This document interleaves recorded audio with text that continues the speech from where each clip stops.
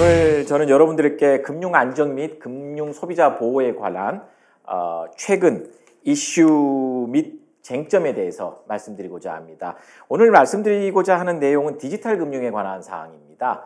오늘날 코로나19 이후에 굉장히 중요한 금융의 한 분야로 떠오른 디지털 금융은 금융 안정뿐만 아니라 금융 소비자 보호와 관련해서도 매우 중요한 논쟁점들을 가지고 있습니다.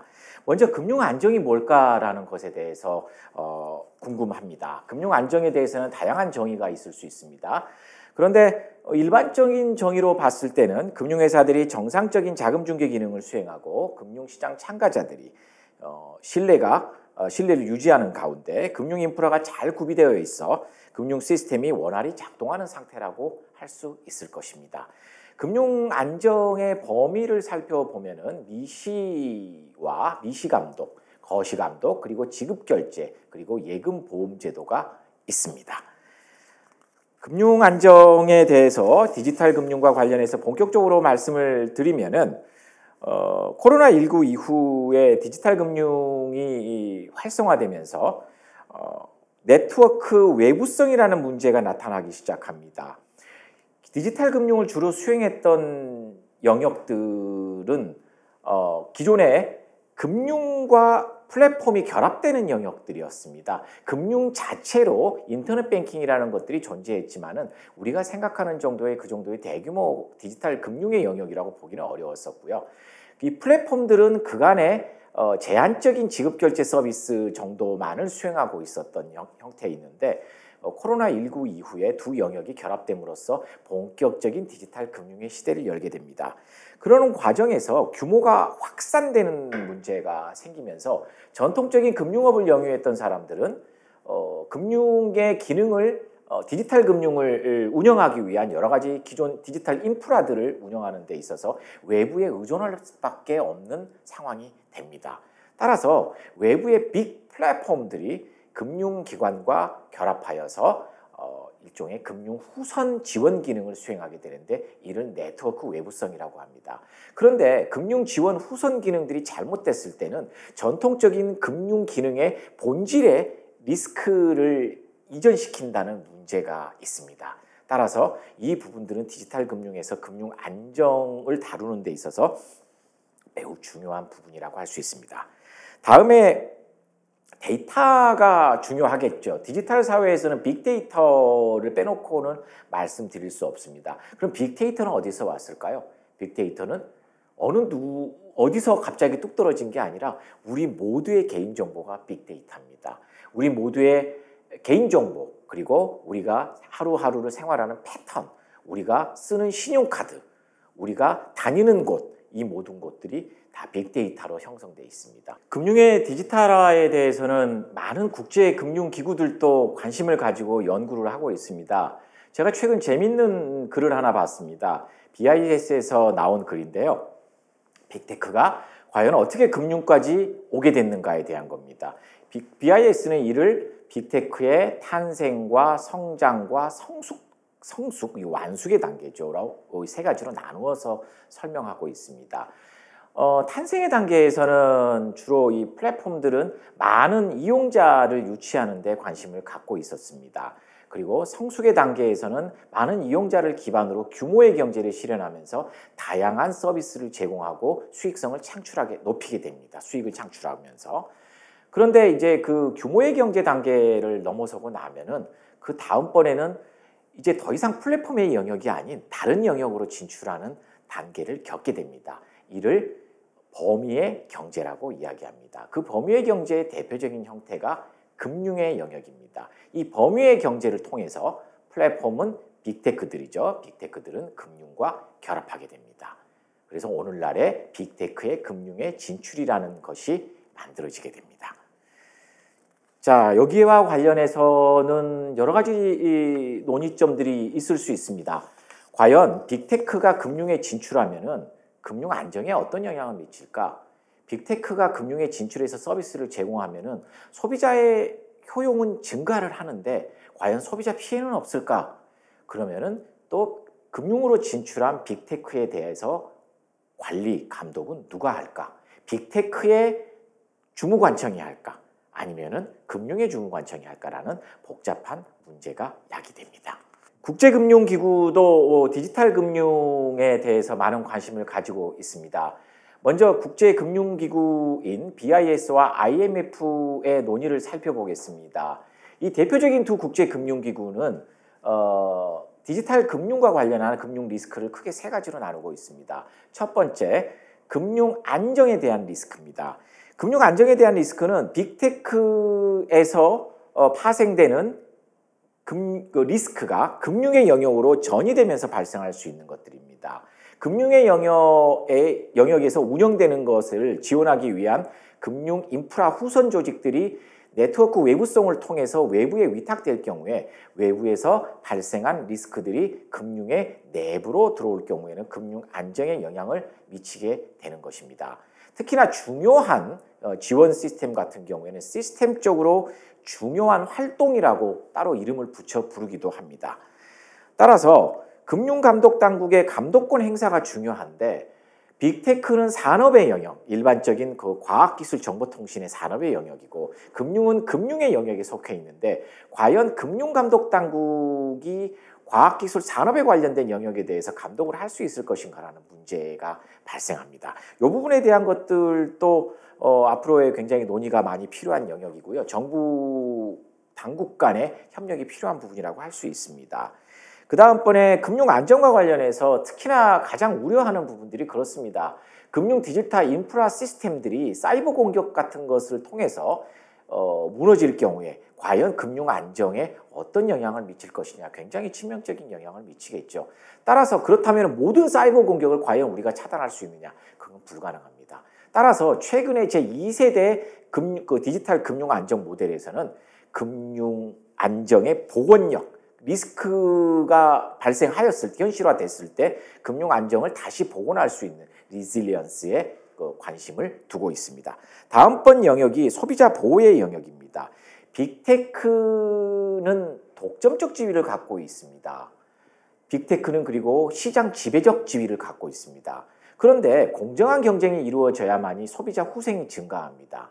시장 지배적 지위를 갖고 있는 자가 소비자 후생을 보장하리라는 것은 어느 누구도 장담할 수 없습니다. 따라서 이 빅테크가 금융 영역에 진출했을 때 금융 소비자의 후생을 저해하지 않겠느냐라는 문제가 발생합니다. 이 부분은 공정거래 당국과 금융당국 간의 협력이 필요한 영역이라고 할 수 있습니다.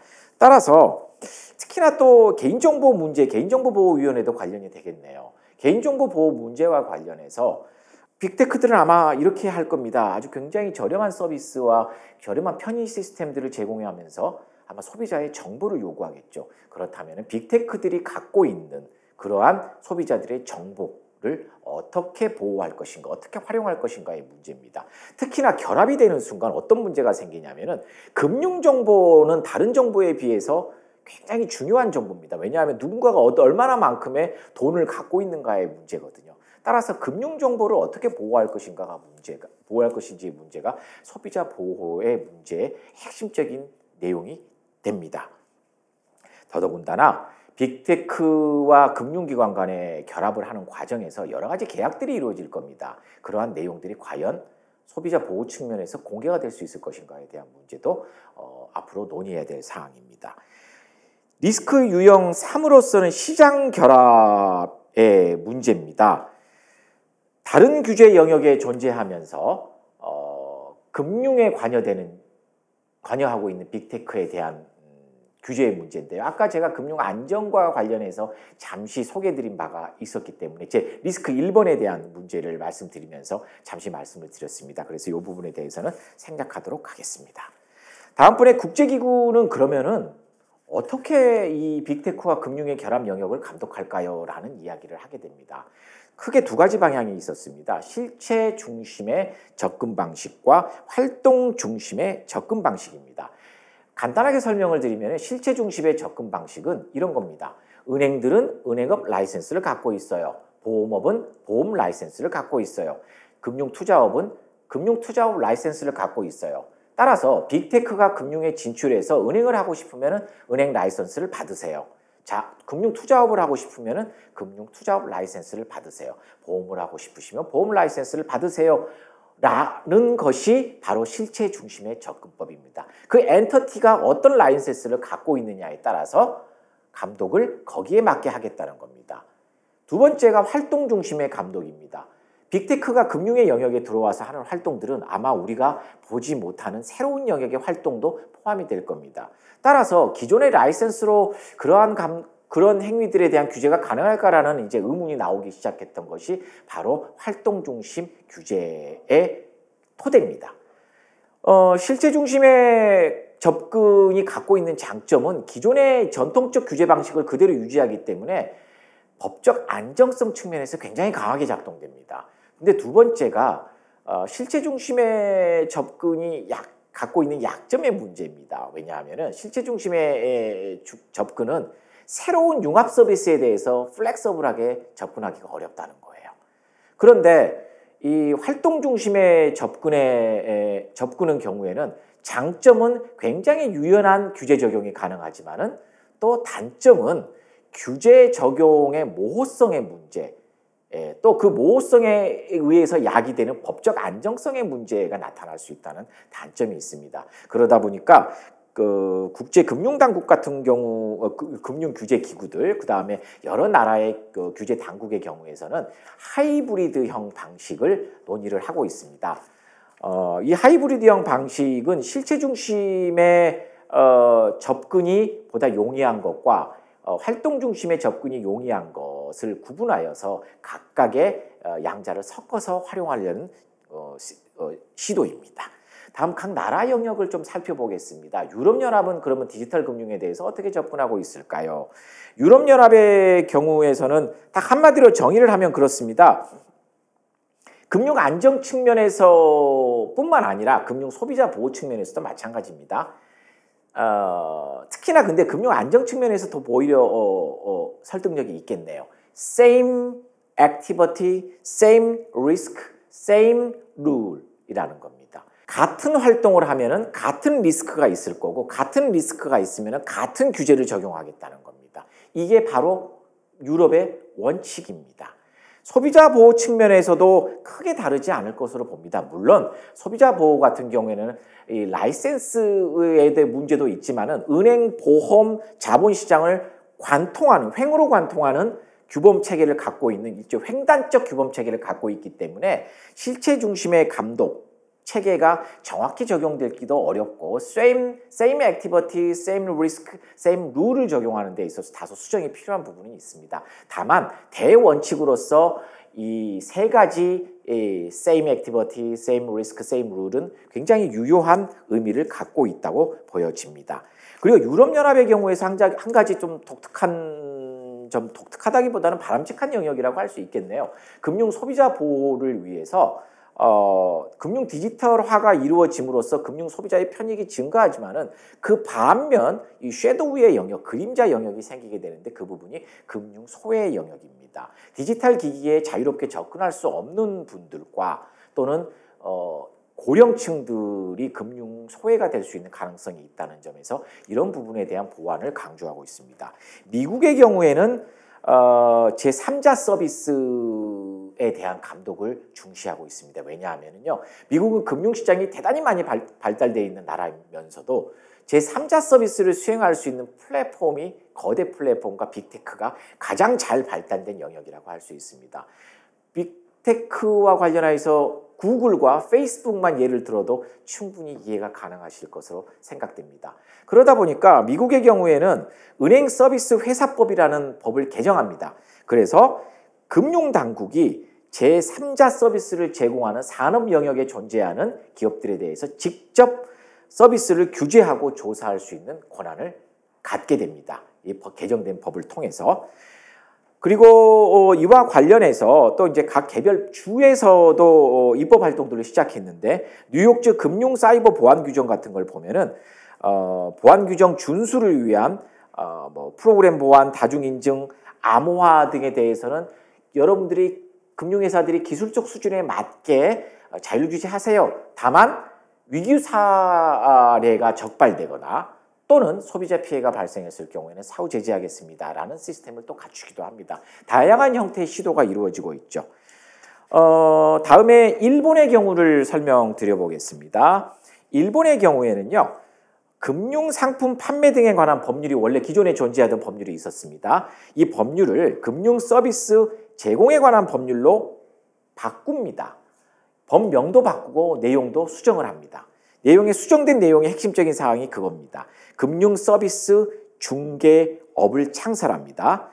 금융서비스 중개업이라고 하면 예금 등 매개 업무, 보험 매개 업무, 유가증권 등 중개 업무, 대부업 대출 매개 업무 중 어느 하나를 업으로 하는 것을 말한다. 느낌이 어떻게 오세요?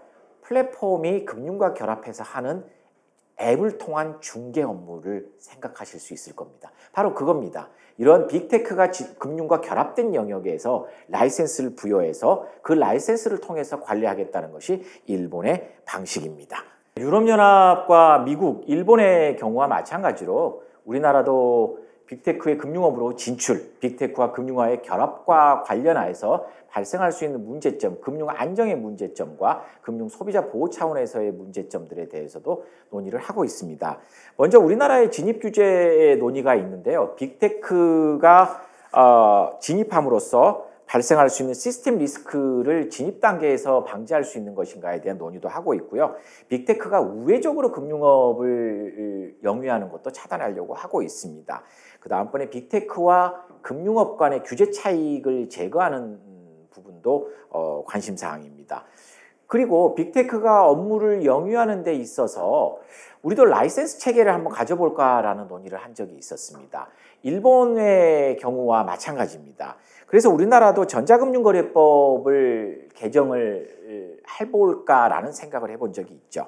그래서 전자금융거래법을 개정을 해서 종합지급결제 사업자 라이센스를 신설하려고 했었습니다.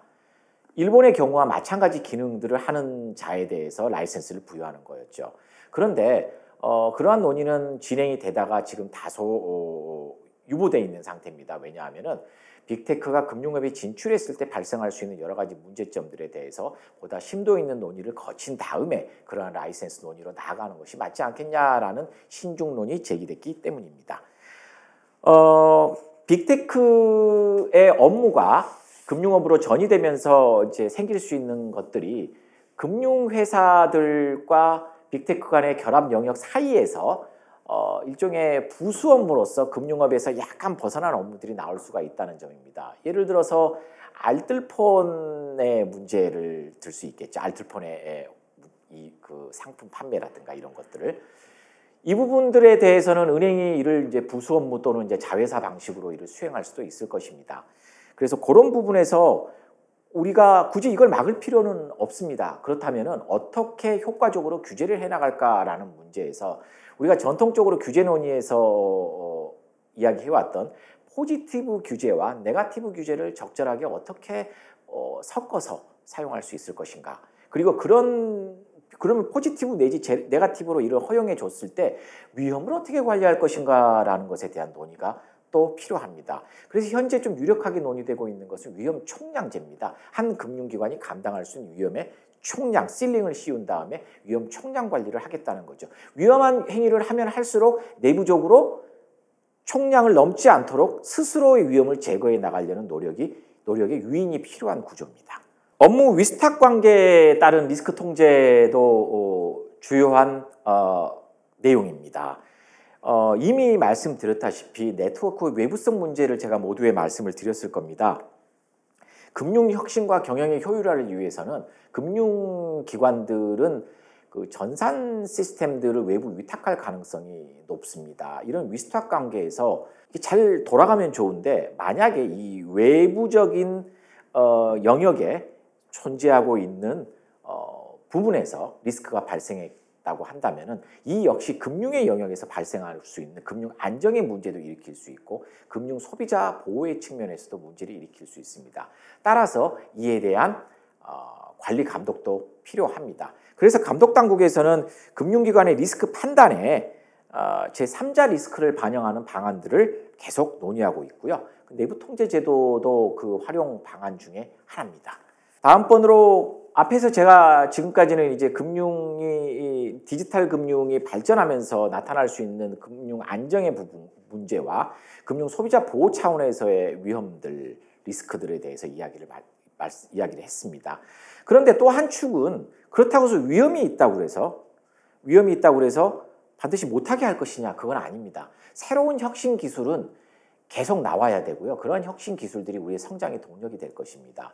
따라서 이러한 혁신 기술의 지속적 이어짐, 생산이라고 표현할까요? 그것들을 수행하는 것이 바로 규제 샌드박스입니다. 규제 샌드박스는 일종의 테스트베드를 의미합니다. 그리고 새로운 혁신 기술이 바로 시장에 나갔을 경우에는 위험이 발생할 수 있기 때문에 일정한 조건 하에 소위 이제 실험실 안에 가둬놓고 실험을 해보는 거죠. 그래서 괜찮네라고 생각하면은 위험도에 따라서 실증 특례를 주기도 하고 임시 허가를 주기도 합니다. 위험도가 없군요라고 판단이 되면 임시 허가로 나가는 거고, 위험도가 다소 존재하는데 조금 더 볼까요? 라는 생각을 하게 되면 실증 특례로 나가게 됩니다. 혁신의 부문에서 항상 이제 그 시장에서 필드에서 계신 분들이 말씀하신 것들이 있어요. 법이 못 따라간다라는 것들입니다. 그렇습니다. 전통적 법의 영역에서는 기술의 진보 속도보다 법의 개정되는 속도는 훨씬 늦습니다. 왜냐하면 속성적으로 법은 수많은 이해관계자들이 존재합니다. 기술의 발전은 그 기술로 인해서 효용을 얻는 사람들이 주도하고 있기 때문에 굉장히 빠른 속도로 갈 수 있습니다만 법이 개정되는 것은 수많은 이해관계자가 있습니다. 누군가는 이익을 볼 것이고 누군가는 피해를 볼 수 있을 것입니다. 그렇다면 이것들을 잘 조화될 수 있는 영역에서 법이 만들어져야 되는 것입니다. 혁신의 문제에 대해서 법은 그럼 어떻게 대응해야 할 것인가 라는 것인데, 여기서 나오는 것들이 많이 들어보셨을 겁니다. 원칙 중심의 감독입니다.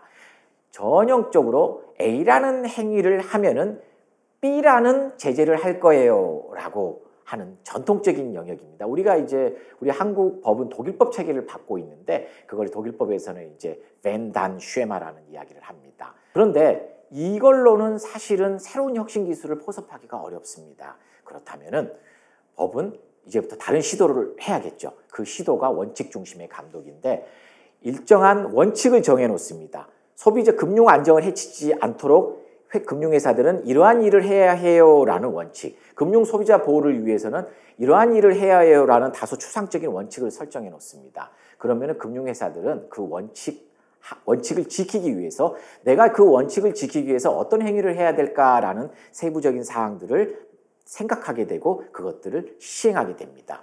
그리고 그런 시행의 결과는 원칙을 지키는 결과로 귀결되고, 원칙을 지키게 되면 정책 당국의 정책 목표에 이르게 되는 구조를 갖는 시스템입니다. 새롭게 논의되는 것들이고요.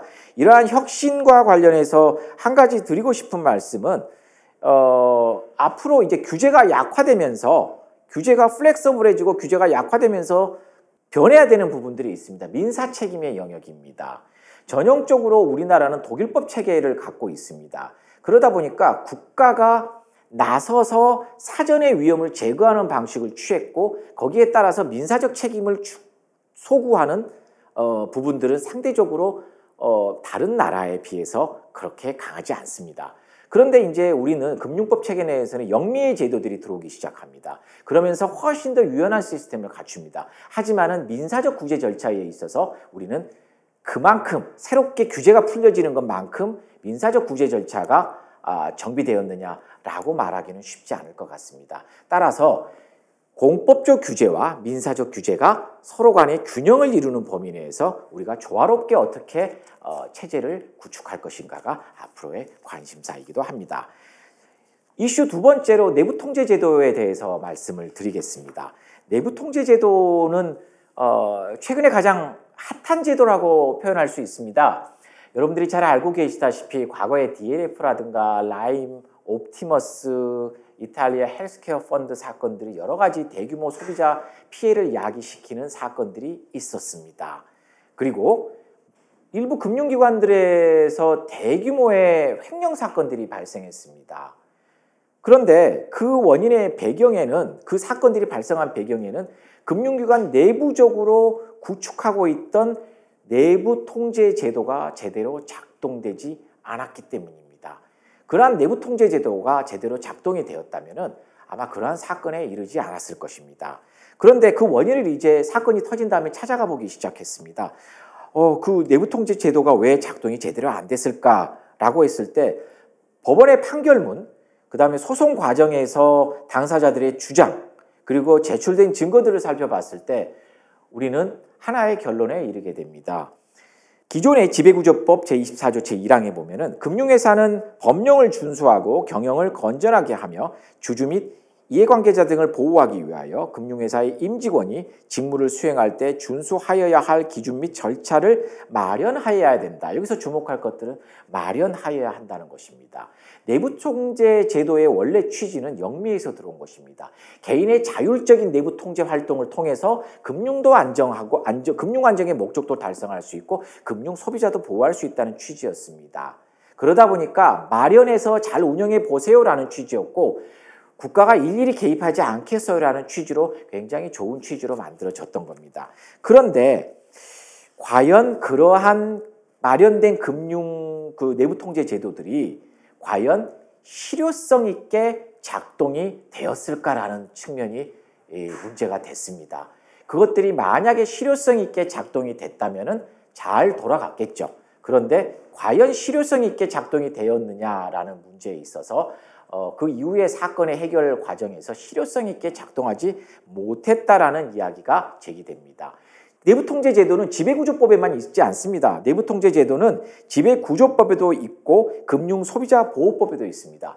내부통제를 통해서 금융기관이 건전성을 유지하고 잘 운영되는 영역도 확보되면서 금융소비자도 보호할 수 있습니다. 사실 어떻게 보면은 내부통제 지배구조법의 개정은 금융안정의 영역보다는 오히려 금융소비자보호 영역에서 촉발되는 거라고 봐도 과언이 아닙니다. 왜냐하면은 내부통제제도를 개선해야겠다고 했던 근본적인 동기는 대규모 소비자 피해 사건들입니다.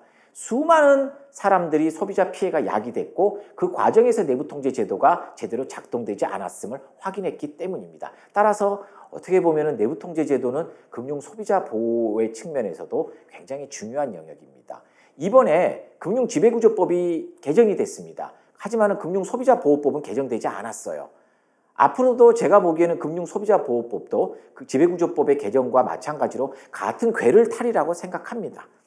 자, 지배구조법 개정이 어떻게 됐느냐라고 봤을 때 제30조의 2를 보시면은요, 제2의 1항 보시면은 금융회사의 임원은 제30조의 3, 제1항에 따른 책무구조도에서 정하는 자신의 책무와 관련하여 내부통제 및 위험관리가 효과적으로 작동할 수 있도록 다음 각 호의 관리 조치를 하여야 한다. 앞에서 우리가 봤던 건 마련 의무만 있었죠. 새로 신설된 것이 관리 조치, 소위 관리 의무를 부과하게 된 겁니다.